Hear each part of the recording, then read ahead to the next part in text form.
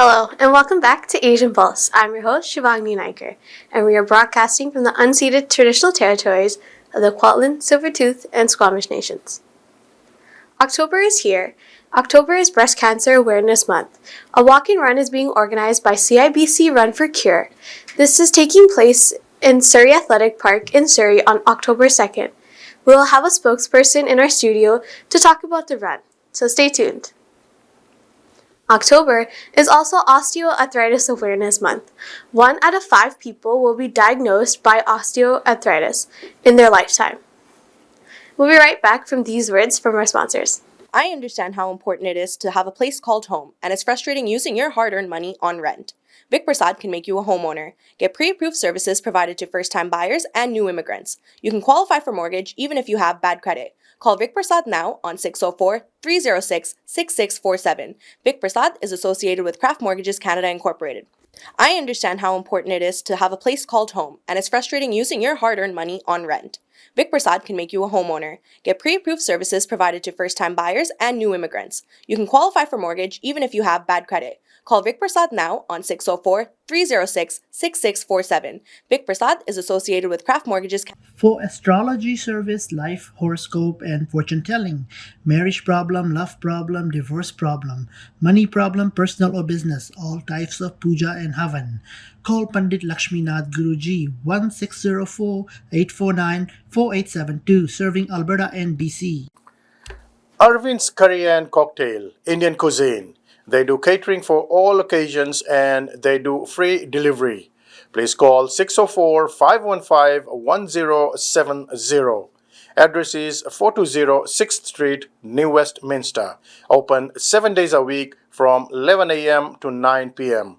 For deliveries, call 604-515-1070 or arvindscurry.com. Thank you for our sponsors. If you would like to highlight your business in our show, please email us at asianpulse@gmail.com. On our show today, we have one of our own, Meena J.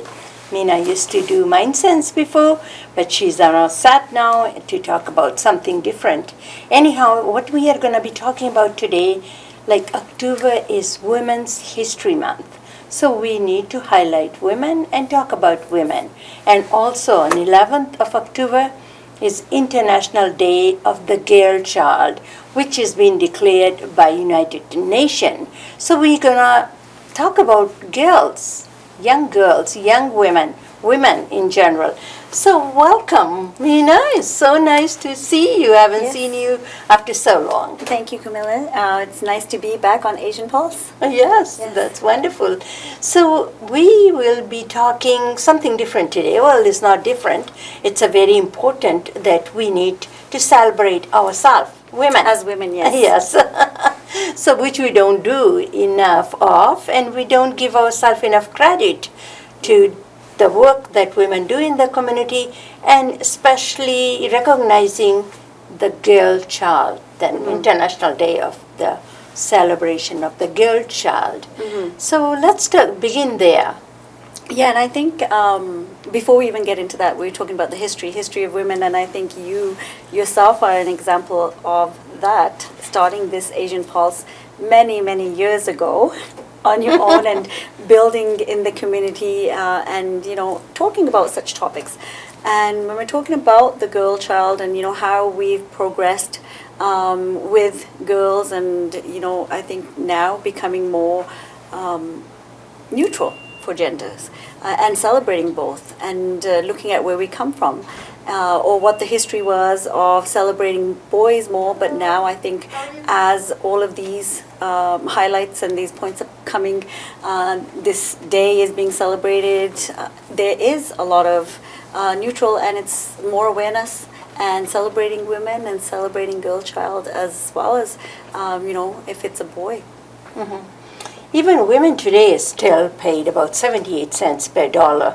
We have come a long way, and I'm talking about in Canadian Constitution and Canadian women. But when you look back in the third world country or developing country, women are hardly paid anything for the labor that they do. So it's not about us, the privileged one. I would say we are privileged living in North America and especially living in Canada. But we also have to acknowledge those women. Women are still dying in today's day with giving childbirth. And here we never hear of that. But in other countries that women are still struggling. And I think, in the third world countries or other countries, yes, there are those issues. And I think still today, it's not eliminated, even No. though we have a lot of awareness and a lot of things have gone into place. It's not eliminated. And I think even when we're looking at Western countries, somewhere because, generations have come from the other countries, there might be still that thinking, which is changing, though, with the younger generation. And I'm also going to say that I think with the pandemic that we have for last 2 years, and this is the third year in a row, that women are the caregivers.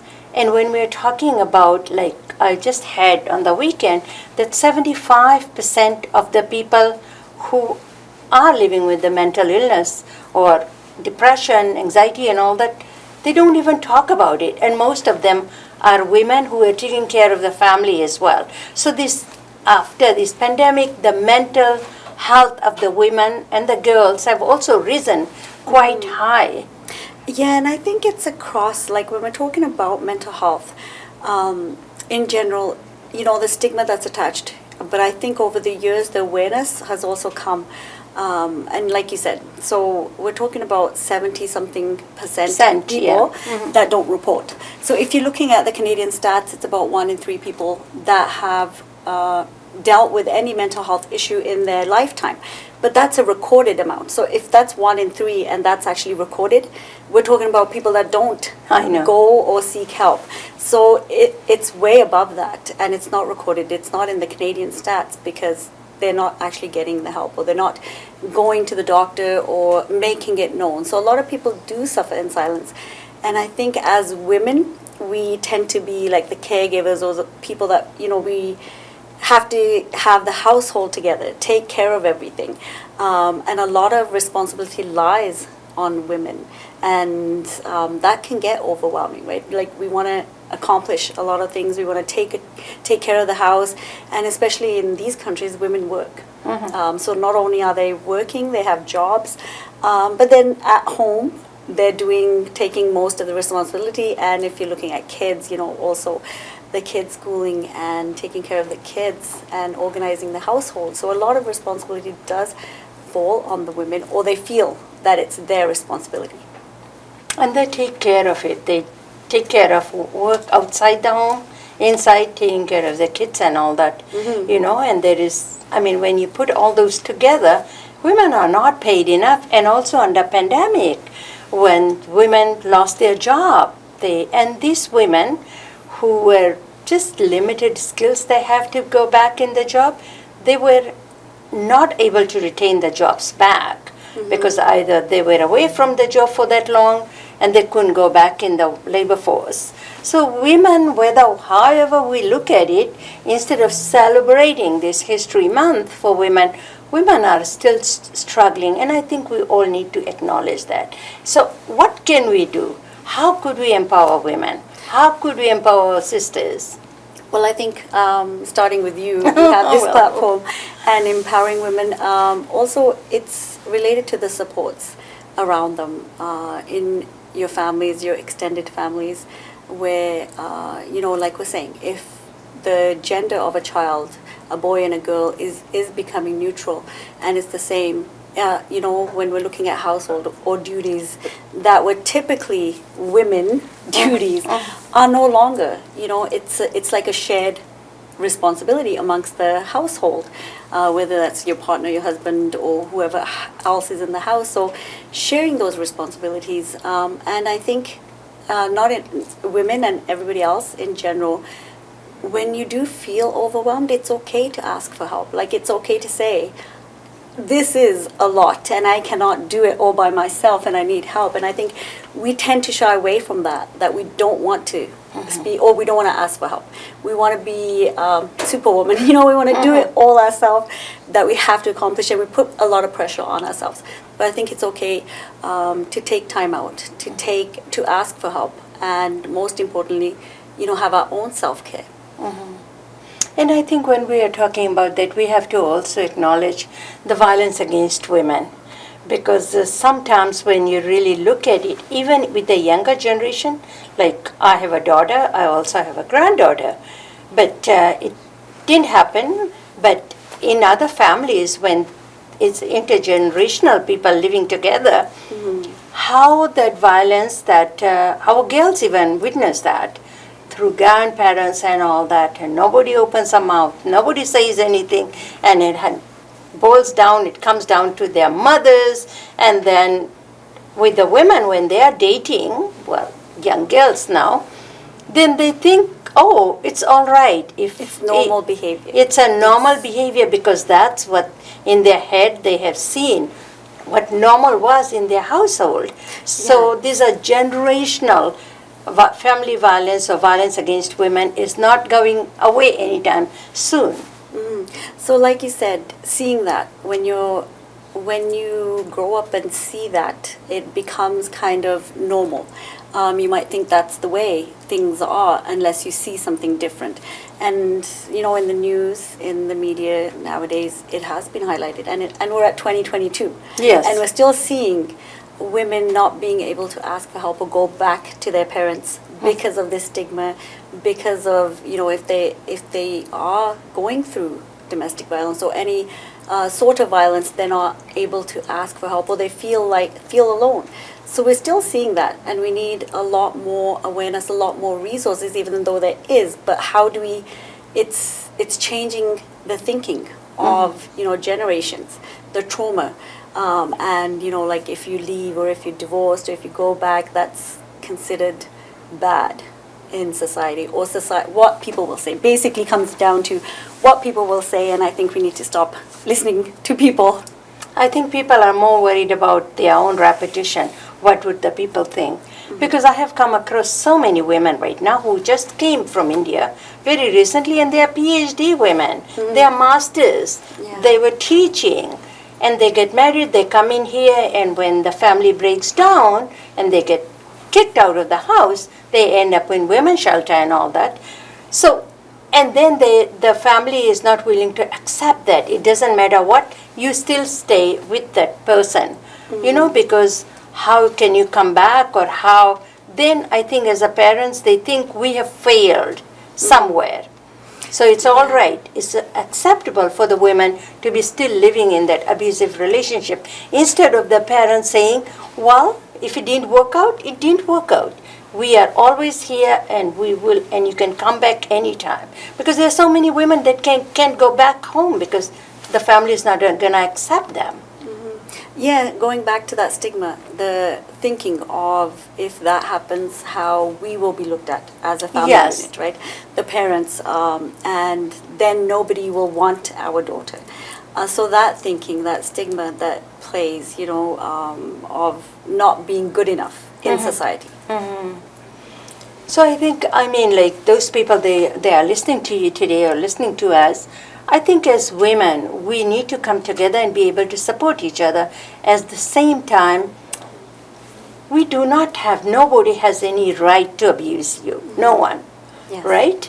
Yeah, and when we're talking about abuse or any kind of abuse, there are a lot of resources within the community that you can reach out to. And sometimes it's just, if you just want to have a conversation and not, doesn't mean there's going to be any action, but sometimes you just need to talk to somebody outside of your family because you feel like you can't. So there's crisis lines that you can call and speak about it. There are a lot of groups, especially now, because we both work in the social service field, and there are a lot of resources that women, if they need to call, and they have counselors, crisis line, everything they can talk, because sometimes you are right that you are not supported by your extended family or the family that you live in, but you can always get the support outside of your circle of family and friends. So let's talk a little bit about celebrating each other, celebrating women. Yeah, and I think it all comes down to and then in the last little while we've talked about being comfortable with yourself, whether it's a woman, it's a child, it's a man. being comfortable with who you are and starting off with yourself, like looking after yourself first. Self-care is very important. So when you know that you're overwhelmed or you need help, seek that help. And what do you do? It's not like when something's breaking down, that's the time you get help, or that's the time you start to self-care. Self-care should be part of our routine in general. Whether it's a few minutes a day or weekly, you do that for yourself. So having something in place for yourself where you take care of yourself, time for yourself away from all the other responsibilities and duties that you do daily. I also say, I was reading somewhere, and I said, we as women always say, oh, how beautiful you look, or I love your hair, or I love your outfit and all that. We always compliment others. But I think the first thing we need to do is compliment ourselves. Yeah. So just that reminded me of, one of my friends said that, say thank you when somebody says that. We tend to say, oh, no, I don't. Yes. No, I don't look that good. You look better, but why? It's a compliment. You do look good. Say thank you. Yes. Yeah. And we don't take Learn compliments. to accept it. Yeah. And this is also, I think we always look at the other person, that the other person, whether they have more resources or they know bigger people, bigger pictures and all that, like resources and things. They always think, oh, well, you are so equipped with all the resources and I don't know anything. We all know enough. And I think we don't give ourselves credit. We need to compliment ourselves. We need to have self-confidence, we need to have self-esteem, and we need to learn to love ourselves first. We don't expect a man to be loving you, children to be loving us, if we do not come out and love ourselves. Whatever shape. We look at in the mirror and say, oh, I'm getting all these wrinkles. Well, it's not that you are getting wrinkles, but this is coming with the age. You have lived the life, right? Mm-hmm. So don't undergrade yourself and let us even age graciously too. Well, it's the comparing. Yes. Stop comparing yourself to anyone else because you know what stage you're at and where you need to be. So I think it is human nature that we compare to other things, or we make comparisons. So learning kind of to step back and not compare and be content with where you're at and setting your own goals. Mm-hmm. I think we as women compare more than the other gender, the men, because look at the media. What does media portray about the women? Mm-hmm. You have to be certain size and shape and all that. So women struggle, and that's why a lot of women, they stop eating or something because they want to be slim. But why are you killing yourself to look good to who? Mm-hmm. Who are you impressing? We all need to impress ourselves as long as you are healthy, right? Mm-hmm. Yeah. You don't need to impress anybody. Anybody that cares for you will accept you. You are so beautiful. Anybody that loves you, cares for you, will accept you, the person you are, right? Yeah, and it's not that a lot of people or women don't know that. We know that, but it's the learned behaviors that you have to change. And I think the hardest, as human nature, we do tend to criticize ourselves more, right? We want to always achieve higher and higher until we get to that. And then there's another step. So it's something you have to learn. It doesn't, it's not a switch you can turn on and off that I'm going to be this positive person and I can think this way. It's learning and practicing that. So I think slowly, like writing journals, setting your own goals, reflecting on where you need to be, and having, when you're writing, put down your good attributes, or what you're good at and what you need to work on, and have that just for you, not for anyone else. Let's focus a little bit on young girls, because it's an International Day for them as well. And you have a daughter and I have a granddaughter around the same age, and a lot of younger women who also have this issue with body image, and if they are in the sports or academic and all that, how could we empower our own daughters or granddaughters? Yeah, I think it's just, especially because it is a different generation. Even, I find myself learning or very kind of detached. It's a generation different from how I grew up. Their expectations from you as a mother or you as parents is very different from what I had from my parents. It is a gap, even though I think I'm very up to date on like social media and the apps and everything that they have, but still it's a different thinking, a different generation. And I think especially for our daughters, it's not criticizing, letting them be who they are. And when we talk about body image or we talk about eating, it's not about saying that you're using words like overweight or anything. It's about being healthy, right? So we want them to be healthy, we want them to be mentally healthy as well, so promoting that. And I think it's so important that we give the credit. Any little thing they do or big things they do, we credit them. We say, oh, how beautiful you look, whether they are big, small, or whatever, things like that. So I think that's how we can empower women, because we are not doing enough of that. And we are them so be. critical. We are so critical about ourselves, our own children, and we are so critical about our granddaughters, because if your grandson is heavier, we never say that. But if your granddaughter or somebody that you know in the family, I'm talking about that, if they are a little bit bigger, they say, what are you eating? Why do you need to know what are they eating? And it's just letting them be, right? So sometimes we have our own expectations of, it should be this way, or you should be dressed this way, or you should be going into this, but putting that aside and just letting them be the person that they want to be, right? Because it's not, sometimes you think, no, I know better, or you should be doing this instead of that, where there can be conflict. So just letting them, I think, be who they want to be and supporting that. And I think the biggest one, we compare our girls with others. So we stop comparing. The minute we stop comparing, and let that be, everybody is very unique. I'm unique, you are unique. Everybody is not two same person the same way unless they are twins. Even the twins are not the same. Yeah. Yes. So on the last note, what we have been talking about, we are talking about women, we are talking about young girls. What kind of message you want to put out today on this very important day and very important month as well? Yeah, and I think what we said is self-love. Start with yourself. And, you need to accept yourself before we even go anywhere else. Yeah, we need to learn to love ourselves first before you can love anybody else. If we don't love ourselves, we cannot love anybody else. It will be all false and pretense. But we need to start, it has to start within you. Thank you so much for coming. It's such a wonderful talking to you. And wonderful talking to you too. Please have your pen and paper ready because we have some announcements that you would like to be interested in. SAH's Community Service Society provides a helpline for people who are in crisis and need to talk to someone. They offer critical support, information, and resources for individuals and their families in need. The number is 604-900-9221. Everything will be kept confidential.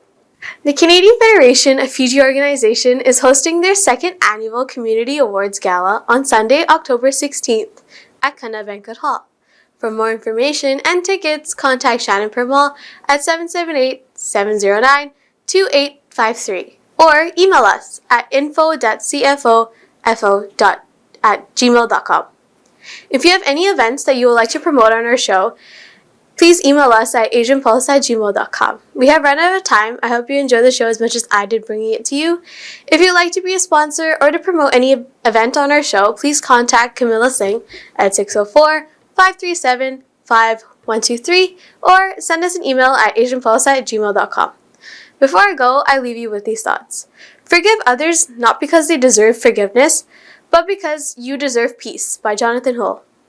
If you missed our show today, you can watch it again on Thursdays at 8:30 and Saturdays at 5:30 on Channel 4 and Channel 10 in Calgary.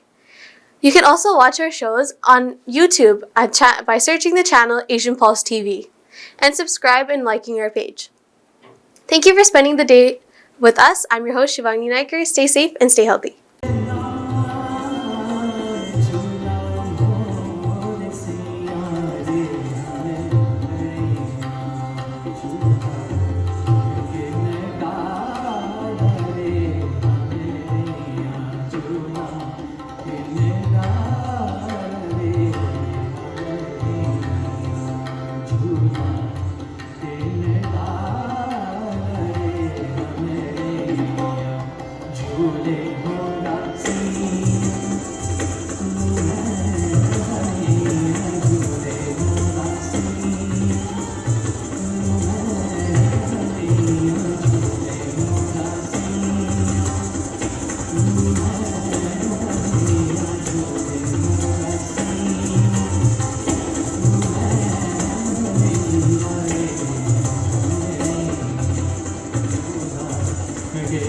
Bye.